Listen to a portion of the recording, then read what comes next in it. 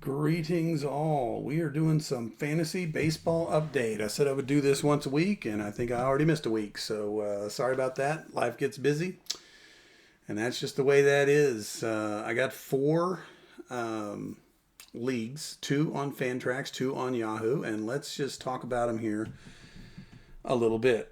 This is my longest standing dynasty league here. It's a 10-teamer. And I've just always found it hard to fill baseball leagues. I love them, but there's just not as many people out there that'll do baseball as there will football. So we're going to skip that ad, and we are going to take a look. We are the Steel City Aces. We are 6-4. We do play against the average every week, so it's important to know that. And my goal here is really just to make the playoffs. This league is in its third year. The first 2 years, the 5 seed has won the championship. So you don't necessarily want to be off to the hottest start and have the best record all season long. But that can always change as well. But my team has struggled a little bit, mainly as it relates to guys that were supposed to be stars by now are not stars. But then I've had some sent back to the minors, and we'll talk about the roster here in a little bit. This Whitey Ball team is really kind of fun because they have been the bottom of the league forever. We got a new owner this year. I did do some trades with him that definitely worked out for him, and I was okay with that. But he has done well. He is 7-3 and doing okay. I will point out I am outscoring him. So somehow I'm a game behind and mathematically don't know exactly how all that will pan out in the end, but I think we'll both be there, that's for sure. This player here takes this league as seriously as anybody, takes any league. Just fun to talk to and really having a good time. Here's our defending champion. I actually beat this team the first year in the championship. The next year they beat me in the semifinals and then went on to win it. And now this year they are dominating once again. So we'll see how that holds up, whether or not that's going to always stay the same. Here's a guy who actually quit the league and was really sorry later on and came back and has really been trying. He's been really trying to make this team better, and I feel kind of bad that he's still kind of stuck here in purgatory land. He doesn't suck the worst, of course, but he just can't break into that playoff rank, and he's having fun. This is a very good friend of mine. For him to be 5-5 is really shocking because he's amazing at this. And let's go look at the roster real quick and just see how all that's been panning out for us. Love Drake Baldwin. I drafted in the startup draft the Orioles guy, Rushman, and he has just really struggled. And I don't know why. He's recently come back, though, and he's doing better. But I love Baldwin. I'm glad I picked him up off the waiver wire last year. Here's another waiver wire, Jake Bowers. Meadroth was one of my original stashes on the minor leaguers. McGonigal, same thing. Ellie De La Cruz, been doing great. Miguel Garcia, I traded for. Dansby Swanson, I picked up off the waiver wire. Bush, I think, may have also been a waiver wire. Abreu has been a little schizophrenic. I don't know what to do about him, but we're hanging in there. Here's Jason Dominguez, who just came back from the minors. Thank goodness. I really need him to do something because I drafted him early in the startup. So crossing my fingers there. And here's Shohei. He's just the anchor. He was my first pick ever in this league. Several have tried to trade for him. They have all been turned away. Augusto Ramirez just went back to the minors. That's a little disappointing. Naylor's been cold this year. Might be heating up now. Terang got hurt for a little while, so that's the reason he was on the bench. But it looks like he might be back now. Rookie of the year last year off of my minor league stash list. He's doing fine. But here's Cruz back in the minors. That does not help me at all.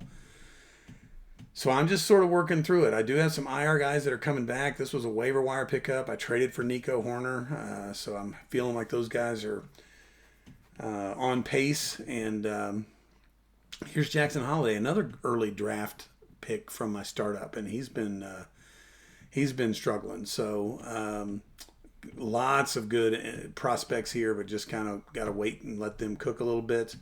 And then pitching, I don't really put a whole lot of bug in my face. stock into the pitching, at least early in the season. I like to get through it a little bit and see where the pitchers stand, who gets hurt, who doesn't, that sort of thing. Mizorowski's been great, but now he's got the little red flag. So that team is 6-4, and we're just going to keep grinding and see how well we can do. This was a startup Tulsa Roughnecks that we did with a friend of mine, same friend who's in the other league, who was 5-5, if you remember who that was. Really happy with this team. A little disappointed with Guerrero. Hope he comes around. Love Maraca. There's not. Churio just came back from the injured list. Thank goodness. I've been needing him. But I just really like this team. Even these guys on the bench, Connor Griffin and some of these other guys, they're going to come around. Just getting Garrett Cole back soon, I hope. This guy, Schlittler's been great. I can't really complain about any of these guys. So Halsey injured again. Walker's been horrible. I'm probably going to cut him. So this team, though, is standings 3-2. But look again over here, fantasy points 4. We're second place. So again, I feel like we just keep grinding and we will be doing just fine in the long run. So nothing much to worry about there. Let's go over to, I guess we'll first do the league that's kind of not that important. This was one I just sort of randomly got into with some other fantasy basketball people. Lost by 8 points this week. That seems about my par, and I'm 2-4, but I'm in 4th place, which is kind of interesting again. I feel like a lot of these teams are just not catching a break. That is an actual sign outside Ike's Chili in Tulsa, Oklahoma. And we're behind today. We're behind Dimitri's Gyms, whoever that is. But let's look at the standings real quick. We're 2-4. We're in 4th place. Notice there's 6-0, 5-1, 5-1, and then everybody else has a losing record. And I have outscored just about every team except for one. I can tell you the Tuna Fishes, when I played them, they smoked me. Like it wasn't even close. So they are probably the long favorites to win this thing.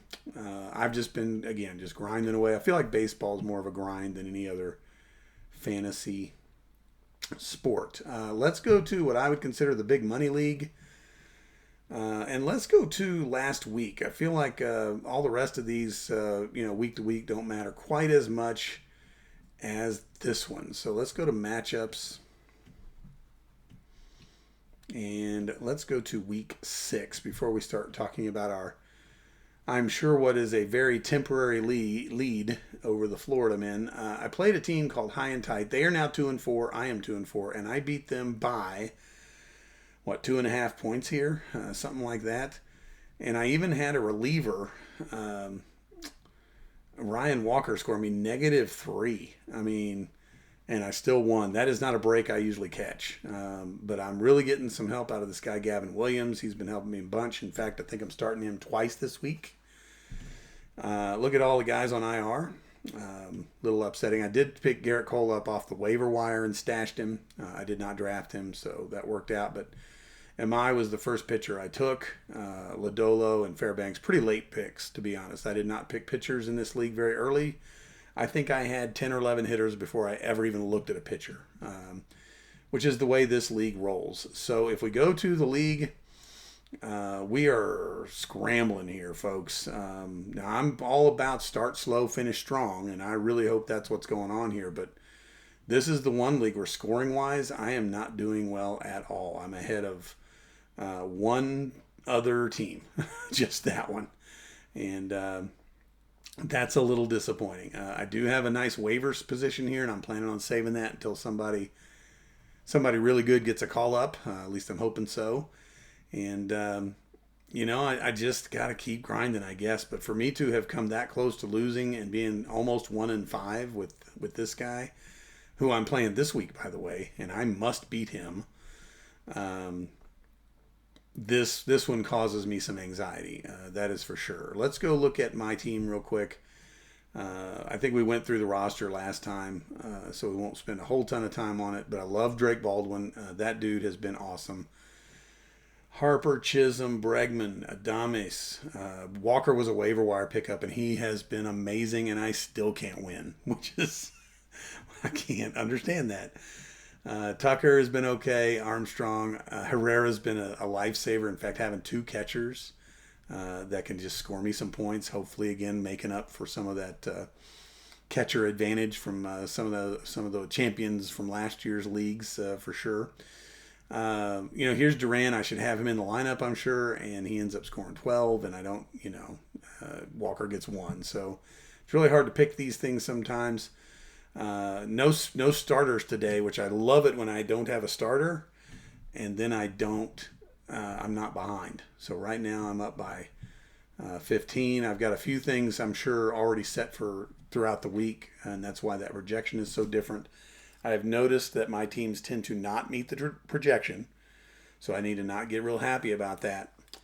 And other teams don't set their lineups until later, so their projection keeps going up, and mine just kind of keeps going down, and we end up meeting, kind of in the middle. So I don't get too excited about it, that's for sure. This is a team, by the way, last year that went 6-1 and ended the season 8-12. And then started this season 1-4. So wins have been hard to come by in this one, and it's a big money league for me. It's a lot more money than I'm used to putting into things. So we're going to keep on rolling. I've really tried not to do a whole lot of transactions. You have a set number of transactions. I think it's 65 for the whole season. I like to backload my season with the transactions. So I'll kind of muddle through as we're going through here. And if you'll notice, I think I am last place as far as transactions go. But last year I was the only player that used them all. Everybody had some left. So I'll end up using them at some point. I've used 7. Here's a few other people now at 7. So I've caught up with a couple of people. But relief pitcher really seems to be giving me some trouble here. And all I can do, like I said, is just keep on pressing on. That's pretty much what I plan on doing with the baseballs. So there is the week 6 update, and I will try to get a couple more updates out there to you. We are leaving the country here in about 3 weeks, so there will be a little window of time where I won't be able to talk to you, but I'll keep trying to put updates together when I can, and just so you guys know, use this information, think about your leagues. Think about what you're doing. If you see me doing something that you think is a huge mistake, then use that as, fuel for your own league to, avoid those mistakes. That's for sure. And then at the end of the season, if it turns out maybe I was right, then chalk that up as a lesson learned. And to be honest, if you knew all along there was something I did wrong, then good. That puts you ahead of me. So there you go. Baseball update week 6. Y'all stay safe out there.